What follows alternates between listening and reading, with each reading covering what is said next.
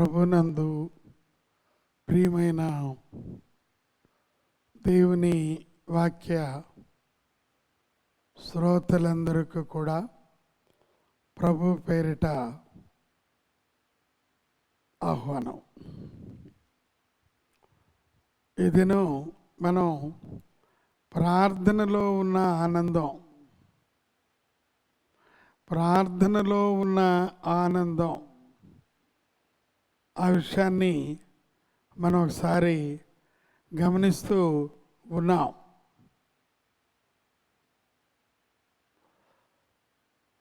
ఒక వ్యక్తి ప్రార్థన చేయగా అతనిలో ఆనందం, ఒక సంఘము ప్రార్థన చేయగా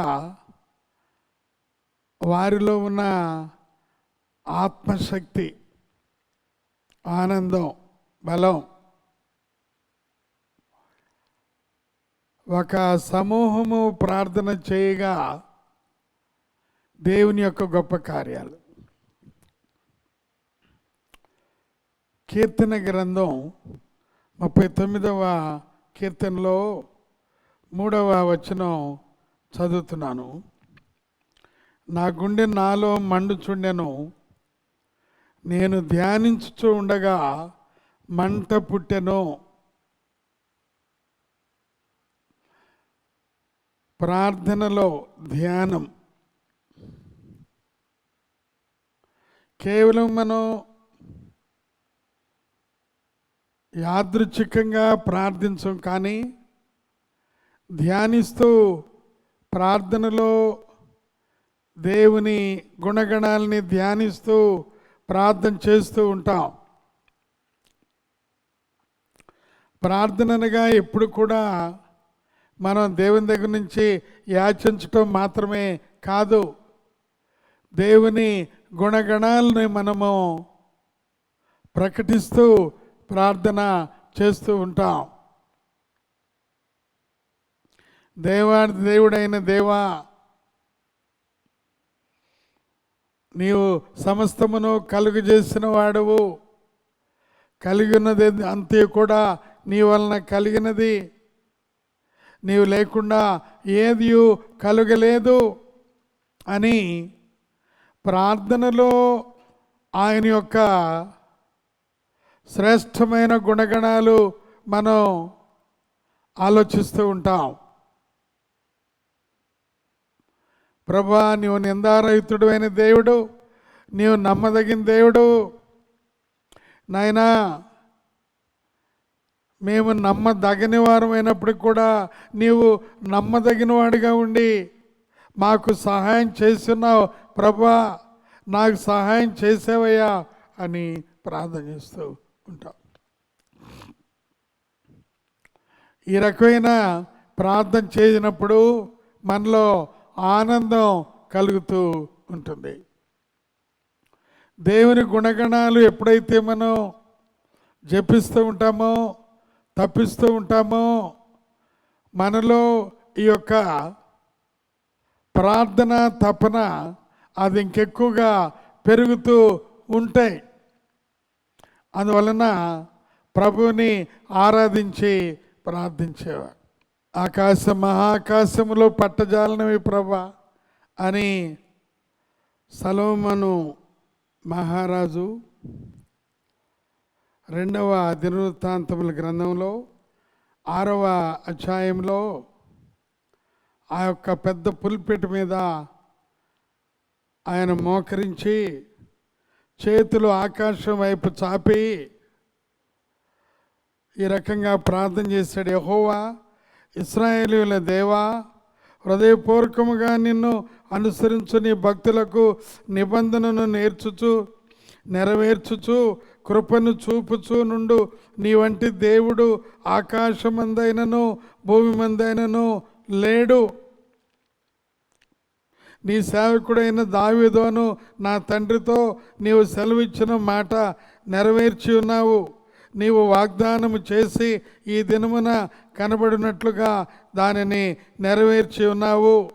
నీవు నా ముందర నడిచినట్లుగా నీ కుమారులను తమ ప్రవర్తన కాపాడుకొని ఈ ధర్మశాస్త్రము చొప్పున నడుచున్న ఎడల ఇశ్రాయేలీయుల సింహాసనం మీద కూర్చుండువాడు నా ఎదుట నీకుండకపోడని నీవు నీ సేవకుడైన దావీదు అను నా తండ్రితో సెలవిచ్చిన మాట ఇశ్రాయేలుల దేవా యెహోవా దయచేసి నెరవేర్చుము.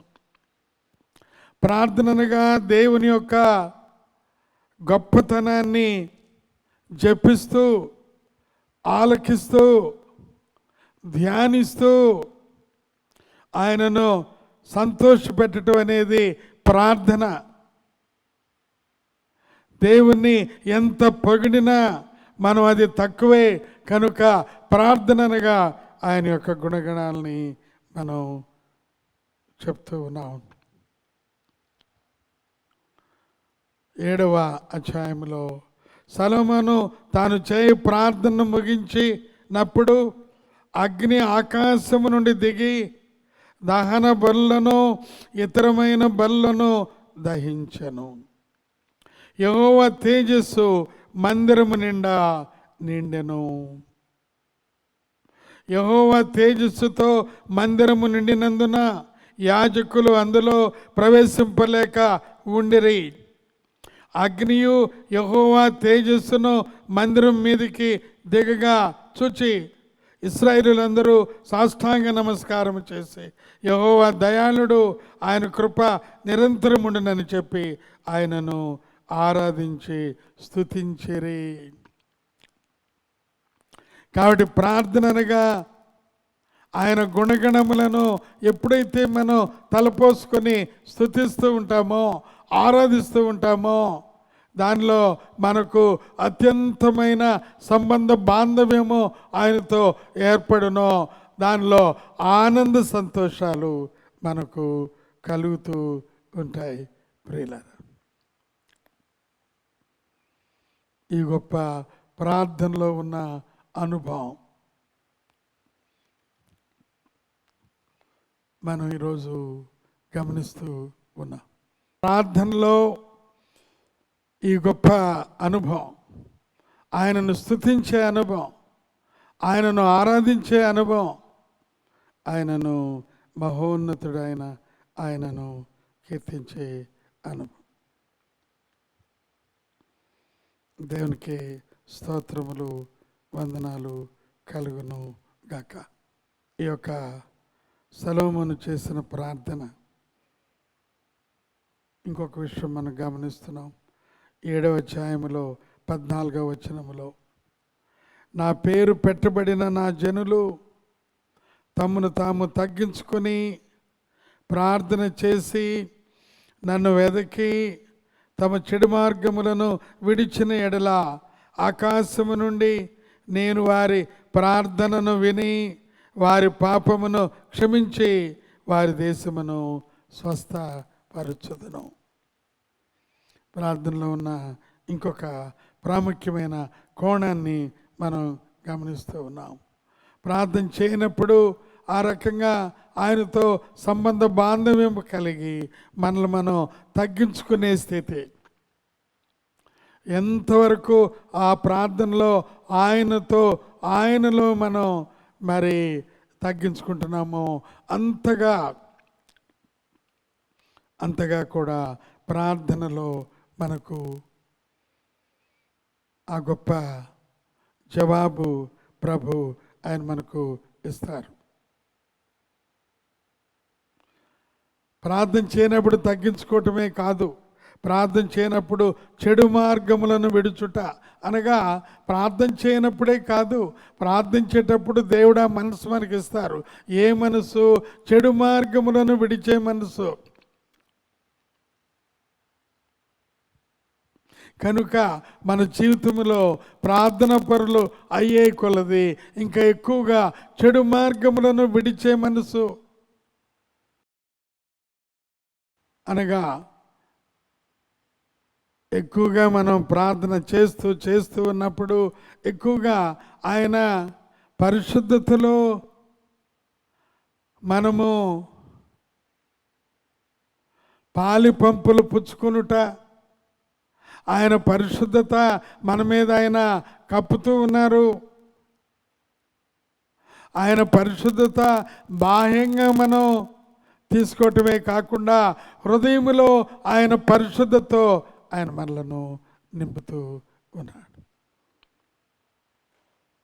ప్రార్థన ద్వారా పరిశుద్ధతలో ప్రవేశించే గంభీరమైన గుణం ప్రియులారా. ఈ గొప్ప కృప ప్రభు మనకు ఇస్తూ ఉన్నారు. ఆ రకమైన అనుభవంలో ముందుకు కొనసాగినప్పుడు మన పాపాలని ఆయన క్షమించి ఆయన కుమారుడైన యేసయ్య పరిశుద్ధ రక్తము ద్వారా ఆయన ఎఫెసీ 1:7 ప్రకారం ఆయన మన పాపములను క్షమించి ఆయన రక్తము ద్వారా మనలను కడిగి మనలను పరిశుద్ధపరుస్తూ ఉంటారు. అంత మాత్రమే కాదు, వారి దేశమును స్వస్థపరచుదును అనగా మనలో తన స్వస్థత కార్యమును ఆయన గంభీరంగా ఆయన జరిగించువాడు. కనుక ఈ రకమైన ప్రార్థన కోణాలు పరిశుద్ధాత్మ దేవుడు మనకు ఆయన నేర్పుతూ ఉంటుండగా వాటితో మనం ముందుకు కొనసాగుదాం. దేవుడు ఈ కొద్ది మాటలు మీ జీవితంలో దీవించి ఆశీర్వదించును గాక. ఆమేన్. తండ్రి కుమార పరిశుద్ధాత్మ త్రియేక దేవానికి స్తుతులు స్తోత్రాలు వందనాలు చెల్లించుకుంటున్నాం. పరిశుద్ధమైన ఈ యొక్క ఏర్పాట్లు మాకు దయచేసి సాయం చేయమని, కృప చూపించమని యేసయ్య పరిశుద్ధ నామములో అడిగి ఉన్నామా తండ్రి. ఆమేన్. తండ్రి కుమార పరిశుద్ధాత్మ త్రియేక దేవుని ప్రేమ కృపా సమాధానం మనందరికీ ఆయనకు తోడై ఉండి నడిపించును గాక.